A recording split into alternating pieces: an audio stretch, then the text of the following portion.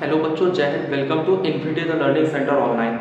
Last time हम लोगों ने chemical reaction and equation chapter start किया था, जहां पे हम लोगों ने डिस्प्लेसमेंट और डबल डिस्प्लेसमेंट रिएक्शन कंप्लीट कर लिया है। आज हम लोग इसका लास्ट टॉपिक करेंगे ऑक्सीडेशन, रिडक्शन और रेडॉक्स रिएक्शन। और ऑक्सीडेशन, रिडक्शन और रेडॉक्स रिएक्शन यानी जो ऑक्सीडेशन रिडक्शन होता है उसका हमारी लाइफ में इम्पैक्ट क्या पड़ता है। तो उसका दो इम्पैक्ट दिया गया आपके एनसीईआरटी में, एक रेंसिडिटी दिया गया, एक कोरेजन दिया गया। तो हमको रेंसिडिटी समझना और कोरेजन समझना है। तो स्टार्ट करते हैं आज हम लोग ऑक्सीडेशन रिएक्शन, रिडक्शन रिएक्शन और रेडॉक्स रिएक्शन। ठीक है, तो स्टार्ट करते हैं redox reaction. Redox reaction, redox reaction समझने से पहले आपको दो चीजें समझनी है। सबसे पहले आपको समझना है ऑक्सीडेशन क्या होता है। ठीक है, ऑक्सीडेशन क्या होता है। तो ऑक्सीडेशन का मतलब क्या होता है? The addition of oxygen, the addition of oxygen, oxygen का जोड़ना। ठीक है, एडिशन ऑफ ऑक्सीजन और रिमूवल ऑफ हाइड्रोजन, और removal of hydrogen is called oxidation reaction. तो ऑक्सीडेशन रिएक्शन का क्या मतलब होता है? द एडिशन ऑफ ऑक्सीजन, या तो ऑक्सीजन को ऐड कर दो या फिर हाइड्रोजन को रिमूव कर दो। ऐसी रिएक्शन को हम लोग कौन सी रिएक्शन बोलते हैं? ऑक्सीडेशन रिएक्शन बोलते हैं। दूसरा इसका एग्जांपल यहां पे क्या दिया गया है? रिडक्शन का। रिडक्शन की डेफिनेशन क्या होती है? रिडक्शन का मतलब होता है ऑक्सीडेशन का जस्ट अपोजिट रिडक्शन होता है। रिडक्शन क्या होता है? The removal of oxygen. ठीक है, रिडक्शन का क्या मतलब होता है? द रिमूवल ऑफ ऑक्सीजन या फिर addition of hydrogen, addition of hydrogen. इस रिएक्शन को कौन सी रिएक्शन कहते हैं? रिडक्शन कहते हैं। तो आपको ऑक्सीडेशन और रिडक्शन समझ के चलना है। ऑक्सीडेशन क्या होता है? The addition of oxygen, oxygen को ऐड कर देना ऑक्सीडेशन कहलाता है। जबकि दूसरी इसकी डेफिनेशन क्या है? Removal of hydrogen.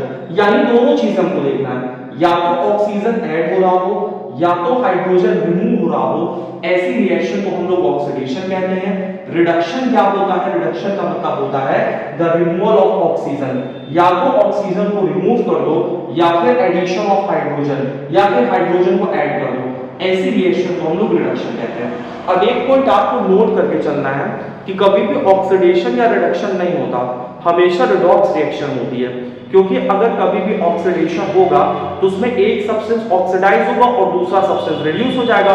तो ऑब्वियस सी बात है वो कैसा रिएक्शन हो जाएगा? रिडॉक्स रिएक्शन हो जाएगा। तो ये चीज आपको समझ के चलना है। तो नोट करके एक पॉइंट हम लोग समझेंगे कि oxidation and reduction, oxidation and reduction occur together.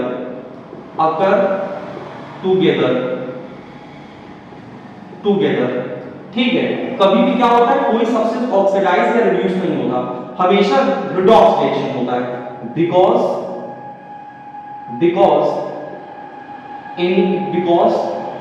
if any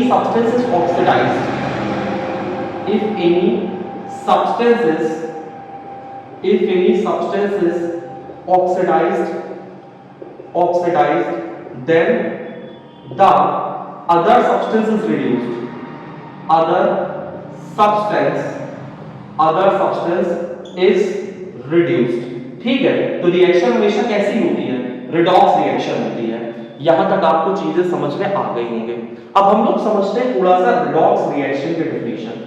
ठीक है, रिडॉक्स रिएक्शन की हम लोग डेफिनेशन समझते हैं। रिडॉक्स रिएक्शन होता क्या है? तो रिडॉक्स रिएक्शन क्या होता है? The reaction in which both oxidation and reduction occur is called redox reaction,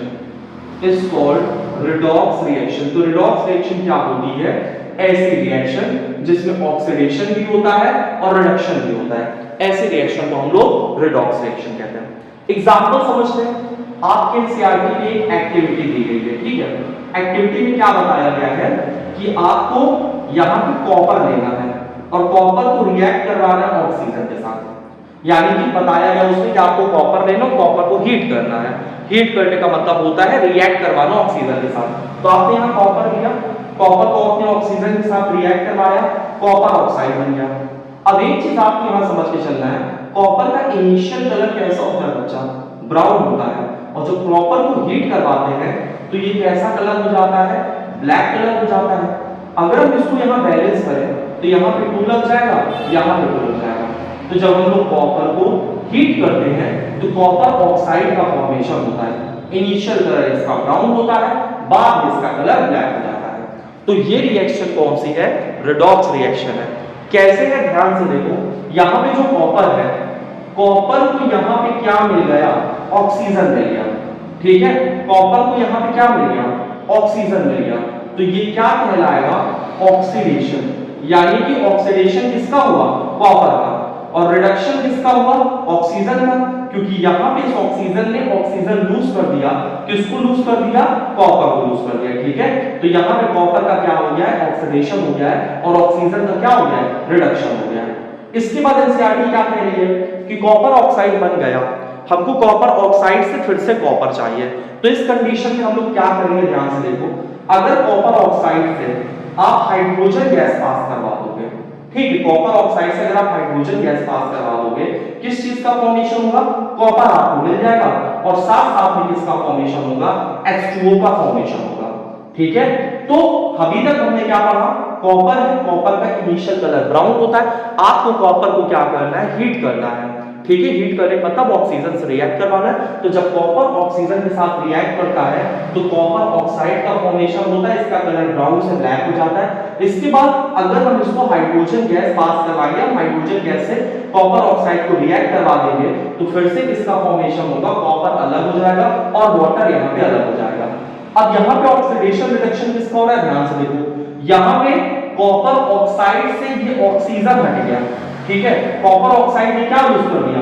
oxygen. और हमने यहाँ पे क्या पढ़ा है ऑक्सीडेशन में? ऑक्सीडेशन में हमने पढ़ा है कि removal of oxygen. Removal of oxygen क्या कहलाता है? रिडक्शन कहलाता है। ठीक है, तो यहाँ पे कॉपर ऑक्साइड से ऑक्सीजन रिमूव हो गया तो इसका क्या हो गया?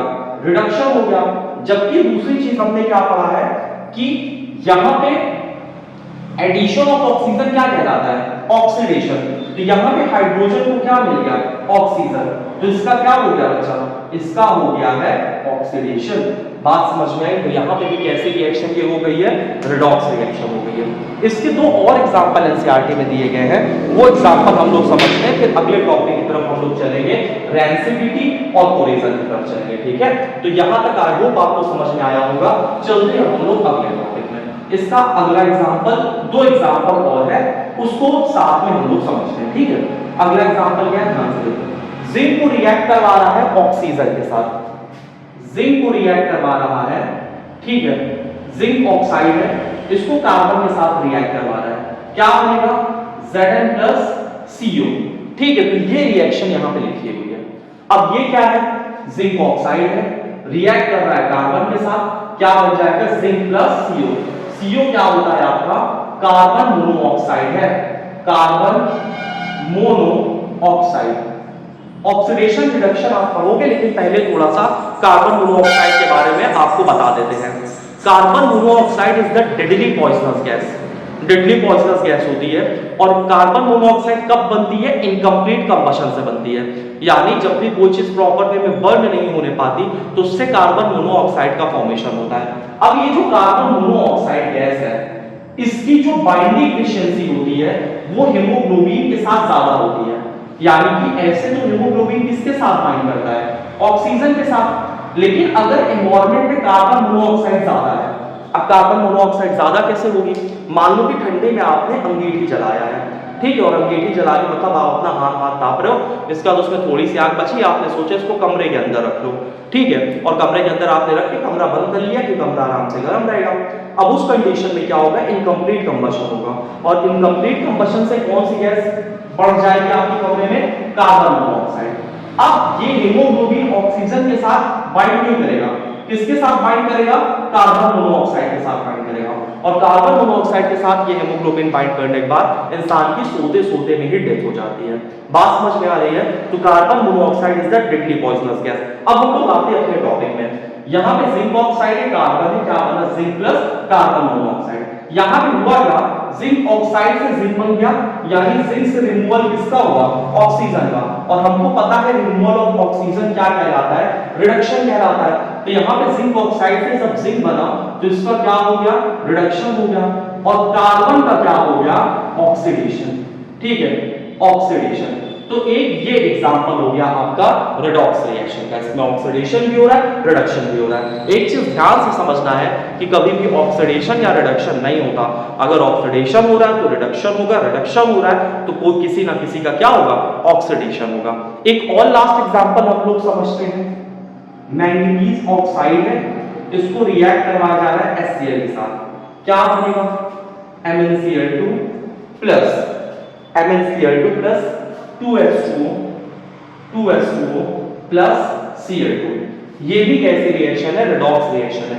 कैसे? ध्यान से देखो, मैंगनीज ऑक्साइड है, यहां से ऑक्सीजन रिमूव हो गया, और जब ऑक्सीजन यहां से रिमूव हो गया तो इसका यहां पे क्या होगा?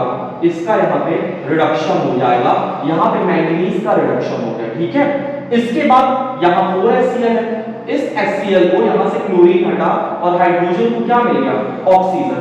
तो इसका क्या हो गया बच्चा? यहां पे ऑक्सीडेशन हो गया है। बात समझ में यहां तक चीजें आ रही हैं? तो ये भी किसका एग्जांपल है? रेडॉक्स रिएक्शन का एग्जांपल है। अब हम लोग थोड़ा सा और आगे की बात करते हैं।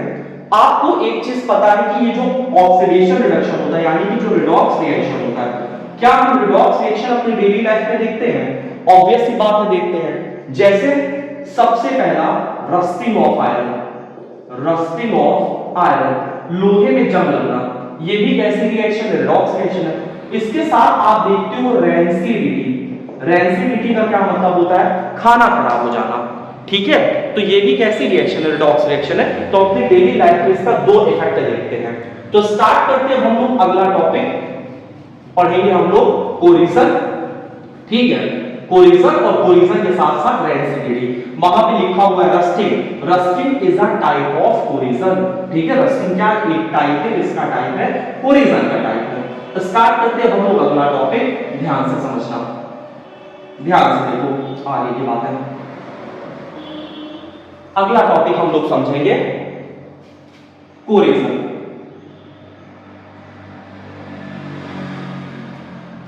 ठीक है, अगला टॉपिक कोरिजन। कोरिजन क्या होता है? ध्यान से समझो, कोरिजन का मतलब क्या होता है? कोरिजन का मतलब होता है व्हेन एनी मेटल, जब भी कोई metal, when any metal came in contact with, came in contact with, किसके कांटेक्ट में आता है? Oxygen and moisture. ऑक्सीजन या मॉइस्चर के कांटेक्ट में, या एसिड के कांटेक्ट में, या बेस के कांटेक्ट में, तो होता क्या है? Then it get corrode, then it get corrode, तो वो कोरोड हो जाता है।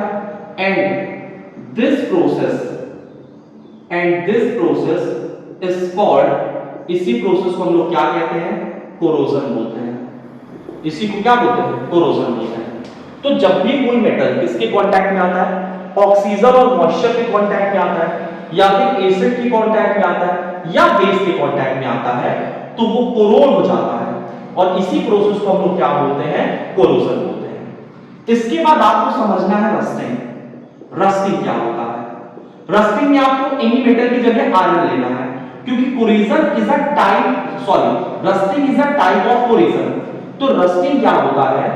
When iron came in contact with, came in contact with, when iron came in contact with oxygen, moisture, oxygen and moisture, इसके साथ साथ किसके कांटेक्ट में आएगा? एसिड या बेस के कांटेक्ट में, देन इट गेट रस्ट, उसमें क्या होगा? रस्ट होगा। And this process is known as is known as rusting. This process is known as rusting. अब हम लोग थोड़ा सा इसकी रिएक्शन देखेंगे। रस्टिंग में होता क्या है? आयरन होता है। आयरन में क्या आता है? ऑक्सीजन आता है और क्या आता है? मॉइस्चर आता है और इससे रस्ट बन जाता है। रस्ट क्या होता है? Ferric oxide Fe2O3 dot XH2O, क्योंकि पानी कुछ कंफर्म नहीं होता कि कितना पानी जाएगा, तो XH2O होता है। ठीक है, यहां पे क्या होगा? ध्यान से देखो, यहां पे इसको बैलेंस करेंगे 4 3, यहां पे 2x यानी वाटर, और यहां पे क्या लग जाएगा? 2। Fe2O3 क्या होता है? फेरिक ऑक्साइड, और यहां पे वाटर है तो ये हाइड्रेटेड फेरिक ऑक्साइड होगा। हाइड्रेटेड फेरिक ऑक्साइड होगा। ठीक है, तो आयरन रिएक्ट करेगा ऑक्सीजन मॉइस्चर के साथ और रस्ट बन जाएगा, यानी कि जंग लग जाएगी। अब इसके बाद हम लोग इसका प्रिवेंशन देखते हैं, कैसे प्रिवेंट कर सकते हैं। तो पेंट को अप्लाई कर सकते हैं। ठीक है, इसके साथ एलॉय बना लेते हैं। एलॉय के साथ गैल्वेनाइजेशन, ठीक है, coating with zinc.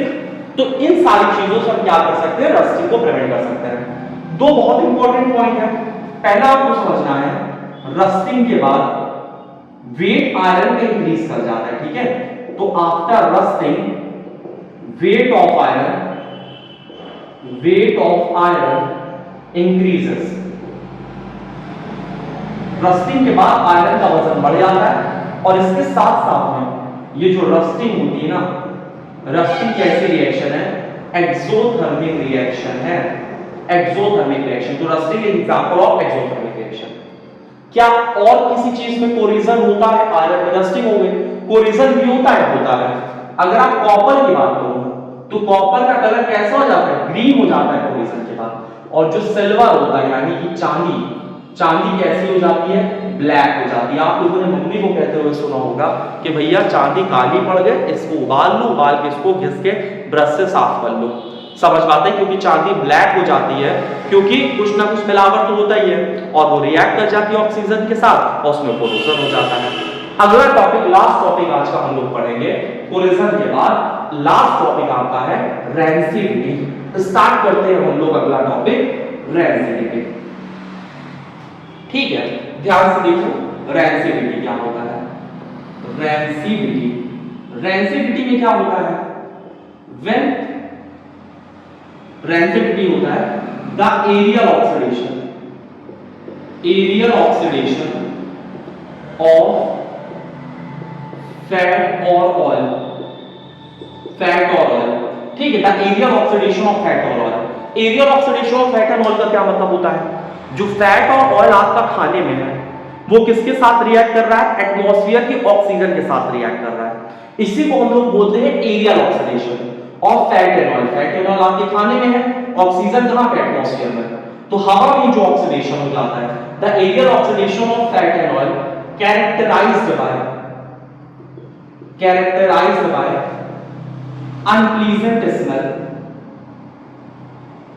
unpleasant smell and taste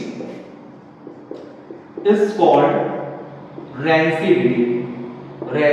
यानी जब खराब खाना होता है तो स्मेल आने लगती है और उसका टेस्ट खराब हो जाता है, इसी को हम लोग रेंसिडिटी कहते हैं। यानी रेंसिडिटी सिंपली है क्या?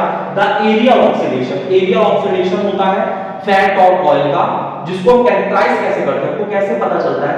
अनप्लीजेंट स्मेल और अनप्लीजेंट टेस्ट से पता चलता है। इसी को हम लोग बोलते हैं रेंसिडिटी। अब रेंसिडिटी के हम लोग यहाँ पे कुछ मेथड पढ़ेंगे कि हाउ टू प्रिवेंट इट। तो यहाँ पे आप लोगों ने देखा होगा कि जो चिप्स पैकेट होते हैं, इसको फिल्ड किया जाता है, फिल्ड विद नाइट्रोजन कैसी गैस होती है? नॉन रिएक्टिव गैस होती है, और ये क्या करती है? रेंसिडिटी को प्रिवेंट करती है। दूसरा, बाय यूज ऑफ रेफ्रिजरेटर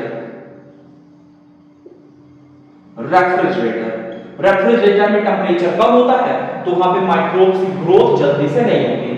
इसके साथ साथ में बाय यूज ऑफ प्रिजर्वेटिव जैसे ब्यूटिलेटेड हाइड्रोक्सी एनीसोल या BHT ब्यूटिलेटेड हाइड्रोक्सी टोलिन। इसके साथ साथ लोग विनेगर का भी यूज करते हैं। बात समझ में आ रही ना? तो रेंसिडिटी को हम प्रिवेंट करने के लिए ये कुछ मेथड यूज कर सकते हैं। आई होप आपको यहां तक चीजें समझ में आई होंगी। मिलते हैं नेक्स्ट क्लास में, तब तक के लिए जय हिंद।